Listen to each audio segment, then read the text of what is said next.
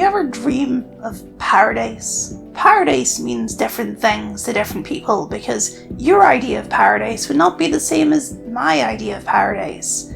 I'm not much of a beach person myself. No.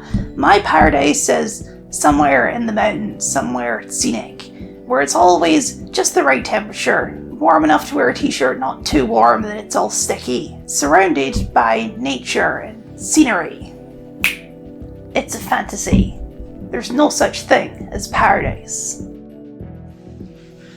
Paradise would infer perfection, harmony, peaceful coexistence with no labour or hardship or strife, and such a place could never and will never exist. Anyone who says otherwise or suggests they have made paradise is probably some kind of cult leader. And even then, it's worth asking, who exactly is this paradise for? And how do we kill it?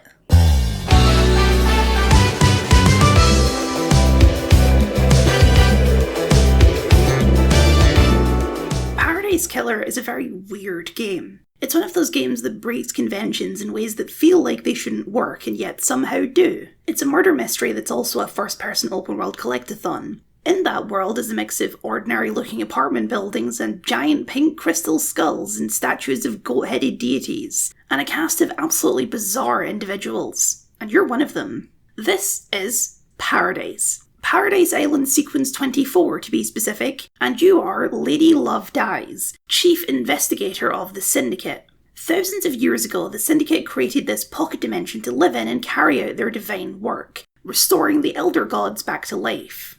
Every member of the Syndicate is ageless, but not immortal, and that was proven last night when the entire council was murdered. Love Dies is called out of her exile to solve the case and breathe life back into Paradise. Paradise Killer has a wonderful just-go-with-it approach to world building. The game throws a ton of concepts, names, dates, and whatever else at you, but mixed into casual conversation as if it's the most normal thing in the world. For example, the fact that the island is powered by a reality folding drive. What is that? How does it work? Where did it come from?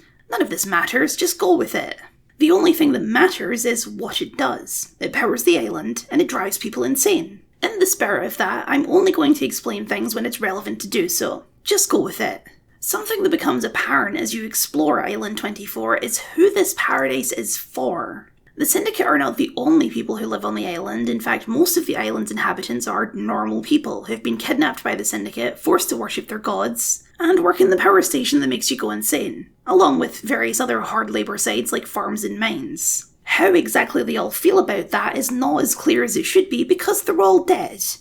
Island 24 is over. The Syndicate have declared it a failure and are moving on to Sequence 25. Half the Syndicate are already gone, and half of those who were left got murdered last night. The citizens of the island were all sacrificed to the gods a few days ago, as is tradition when an island ends. Seems chill. We should talk about Vaporwave. Paradise Killer has quite a few artistic interpretations, but the most important is the Vaporwave movement of the 2010s. You're probably familiar with it even if you've never looked into it. It's those images of pink Greek statues and old computer text and music that's all like...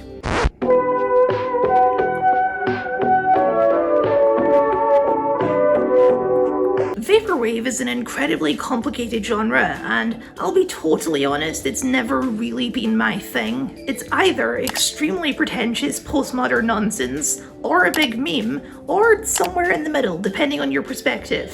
To me, it's a specific kind of nostalgia for a time and a place that never really existed as it imagined itself. The world presented in 90s advertisements where Red Bull really does give you wings and everything is awesome and everyone is sipping Fuji water on the beaches of Miami every day. Vaporwave is drawn from the word vaporware, which is a term from the tech industry used to describe a piece of software that's going to be super awesome and excellent, but that never actually comes out. The whole genre is absolutely steeped in irony, which is why it never quite escapes being perceived as just a big meme. But the central irony is how the whole vibe and aesthetic of the genre evokes a time and a place that not only didn't exist, but wouldn't have been good even if it did exist. I think Vaporwave is best encapsulated by the Dead Mall.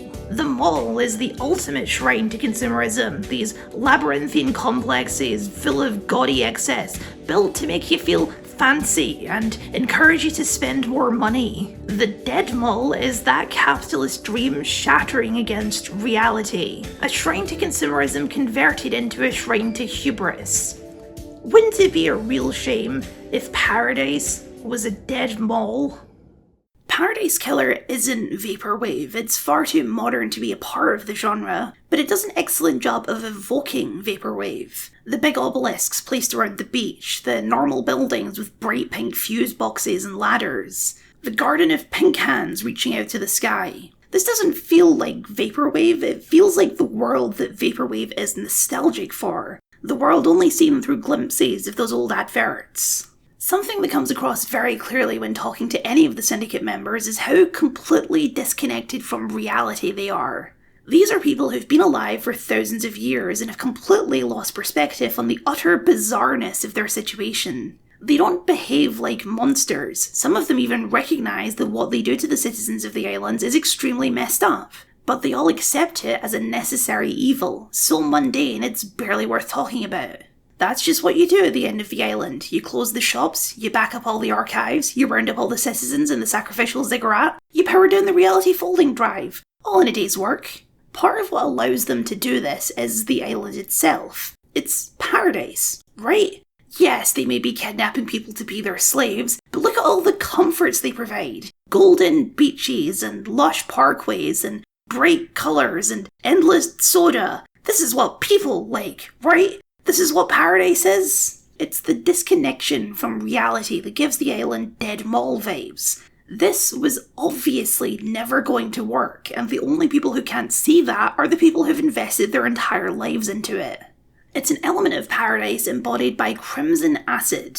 Crimson Acid is the Syndicate's icon. Her job is to inspire the workforce. You see her posters all over the place. She has her own brand of soda. She does performances and shows for the people. She also has a goat head, a blessing from one of the gods. The Syndicate don't think that's weird, they think it's awesome, inspirational. She was blessed by the gods, guys, isn't that cool? Crimson's job is to brainwash people, to make them feel like they're anything but slaves, to make them feel like they have any chance at a better life when that's obviously not true. She knows that, she doesn't feel great about it, but she does her job and marches them all to their maddening death spiral in the Chaos Factories. She's also one of Lovedye's closest friends, and one of the only people on the whole island who never lies to you. Because Crimson is not a villain. She's a member of the Syndicate, but not one of the power players. She's a cog in the machine. A cog are rung above the citizens, but a cog nonetheless. And she can no more change the system than they can. The same goes for almost every person you meet. None of them were on the council, none of them were the true upperclassmen. They are the frustrated middle class, passively benefiting from the cruelty of the system while at the same time suffering under the system in their own unique ways.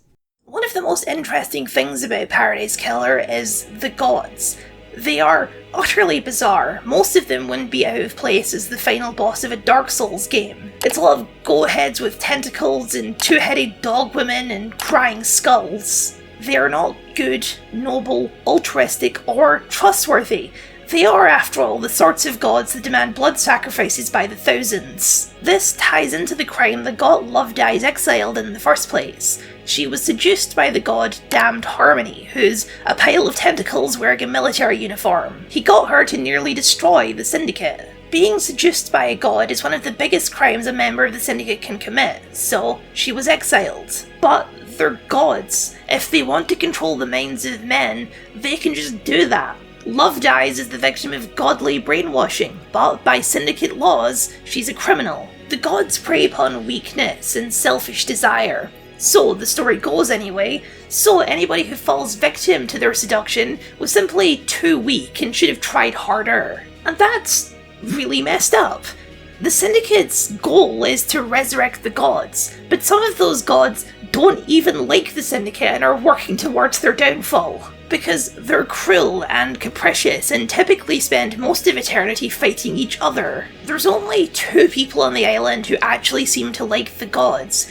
One of them has been seduced and the other is a dangerous zealot. Everyone else is either lukewarm or mildly antagonistic towards them, especially Lovedye's herself. What wonderful fiction. beholding to forces who do not respect you and use you to your own ends while committing atrocities in their name. I mean, where do they come up with this stuff? What does justice mean in such a system? That's the driving question of Paradise Killer. Lovedeyes values one thing above all else: the truth.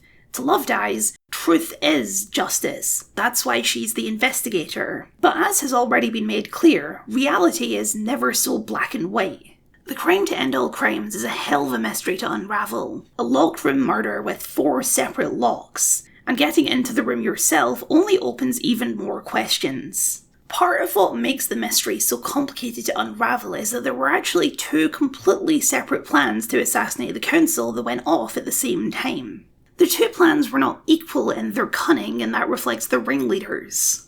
The less clever plan was orchestrated by the Witness to the End, the man whose job it is to oversee the end of each island. Witness has become a radical zealot for the gods, feeling that the Syndicate has become more focused on their own comfort and strayed away from their divine purpose to resurrect the gods. He figured what they needed was a scare, so he released a demon into the council chambers in the middle of their meeting, hoping to evoke the fear of gods in them. The more devious plan was orchestrated by Grand Architect Carmelina Silence, whose job is to create the islands using her psychic powers.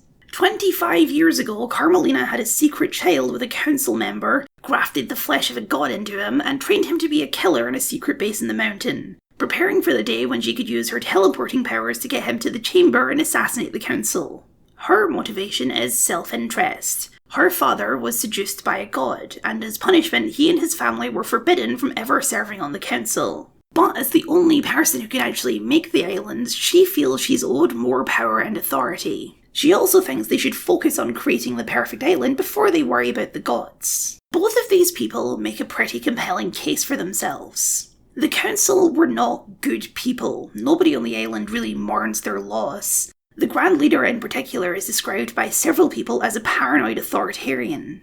Witness is correct to call out the council because by their own rules they have been negligent in their duties. In the thousands of years they've been doing this, they've only managed to rescue one god, and the Grand Leader was planning to stop expeditions entirely until the islands were perfected. Considering the gods we're talking about, expecting divine retribution for failure is very reasonable, and there is a deep fear hidden under Witness's mask. Carmelina is correct because she does deserve more recognition. The amount of careful plotting and patience that went into her plan demonstrates, if nothing else, that she is highly intelligent and good at getting things done. But she is important. The islands wouldn't exist without her, and the laws that forbid her from getting on the council are dumb. She's being punished for a crime that she didn't commit and wasn't even a fair crime in the first place. As you go about your investigation, you realise that pretty much everyone on the island was involved in this crime to some degree, some more knowingly than others, but every one of them had an understandable, and sometimes even a sympathetic reason for doing what they did. Take, for instance, Grand Marshal Akiko 14, who leads the Syndicate's army. Akiko helped Carmelina orchestrate her plan, but she did it because she wants to protect her soldiers. She wants Syndicate membership for all of them. She's been through 24 island sequences of sending her loyal trusted soldiers to the sacrifice pyramid at the end of each island, and she can't do it anymore. She wants them to live. The council didn't want this because they felt an army of immortal soldiers would have far too easy a time overthrowing them. Which is true. There's only one person on the island who is innocent of any crimes, and that's the judge. The judge was once a person, but they sacrificed themselves on the altar of justice to become this, a many-armed, many-faced, impartial arbiter of the law. But it's not rational law, it's not a law by the people, for the people. This is syndicate law. It's warped, confusing, contradictory, and sinister. Like Lovedeyes, the judge only cares about the truth. This is the crime to end all crimes, and the punishment for any involvement is immediate execution. Motivation does not matter. Justification does not matter. All that matters is the truth. Paradise Killer's trial doesn't work like an Ace Attorney trial, the glorious hunt for truth. By the time you reach the trial, you probably already know exactly what happened. Instead, the judge asks you what your truth is. With the right evidence, you can limit the people dragged into the conspiracy to just those you don't like, or people who you disagree with. The thing with two different conspiracies is that there's a lot of evidence floating around, so you can do this without lying. You just need to omit some of the truths you'd prefer you hadn't found. Is it the honourable thing to do? What does that even mean? None of these people are honourable. One of the nicest guys you meet, and one of Lovedye's closest friends, is a bright red skeleton who requires blood donations from citizens to stay alive. The your truth framing is important because it recognises that the truth is not in of itself noble or justified. Sometimes the truth is unfair, sometimes the truth is messy. If an omission of truth can save a friend, then surely that condensed truth is the better truth, right? You cannot dole out justice in an unjust system, so the next best thing is to manipulate that system into a shape that you like better. You cannot, and never will, change the system, no matter how much you may want to. Oh, Henry. There's one important player we haven't talked about yet, and that's the accused. Henry Division is a victim in every way imaginable. The man penned to be the fall guy by both parties and guilty of none of it. A citizen of Kidnap Island, possessed by a demon that burns his insides every day in scoring pain. Henry is the only citizen you get to talk to, and as such is the only person who reacts to the whole situation with the genuine horror you would expect. Although he's long gone past being scared and has moved on to a very understandable, vengeful fury. 10 years ago, Henry was dragged into his demonic possession as a part of Carmelina's plan. She needed a scapegoat, and Henry was the perfect fit. He killed his own mother during his possession and has been in a special isolation prison ever since. He's the least helpful person in your investigation because he has no memory of anything that happened thanks to the demon. But he's also part of your motivation for finding the truth, since everyone is trying to pin the blame on him for something he didn't do. But that goal is false. There's nothing you can do to save Henry. If you go the whole way, expose every corner of the conspiracy and execute basically everyone on the island except Henry, then you can have one last chat with him. He thanks you for believing in him. And then you leave him there to die. He's innocent of not just this crime, but the crime that got him arrested 10 years ago. But it doesn't matter. You can't undo the 10 years of imprisonment. He's still possessed by a demon, and he's not a syndicate member. He doesn't get to go to the next island. For all your running around to prove his innocence, you've bought Henry about an hour to watch the island blink out of reality. Nothing you did made any difference. If anything, by exposing the real truth, you make things worse. Not only is the syndicate destabilised by the loss of the council, killing Carmelina means there will be no more islands after 25. Killing Akiko means that demons will be an even bigger problem on the next island. Killing Witness means that the gods will be more pissed. So, why not just let all the blame fall on Henry? The only person who actually loses in that ending is Lovedye's herself. The judge knows that Henry didn't do it. That's why they brought Lovedye's in. So if Lovedye's fails to find any other truths, then she's sent back to exile. Is that worth it? Lovedye's is an interesting perspective character because her time in exile has radicalised her a bit, but it's clear, even when you pick the more radical dialogue choices, that she will never lead the revolution. She doesn't entertain the idea of change more radical than treating the citizens better. She has a gun, she could start blasting and save Henry, but she can't. She won't. That's not how things work. When something becomes so normal that it's mundane, it becomes very hard, almost impossible, to conceptualize something different. Paradise Killer may be an extreme version of that, but history has continually shown us that anything can become normal if you're exposed to enough of it. If the citizens march on the Syndicate, Lovedye's will not march with them. She will be one of their targets, and her defense will be a true one. She was just doing her job. Because in the end, her loyalty is not to truth or to justice, but to the law. Broken, corrupt law. The truth is, you can't build paradise without cracking a few thousand citizens. That's the cost of paradise. And as long as Lovedye's can keep doing what she loves, that's the price she's willing to pay. Are you? Thank you for watching, and a very special thank you to my wonderful patrons for your continued support.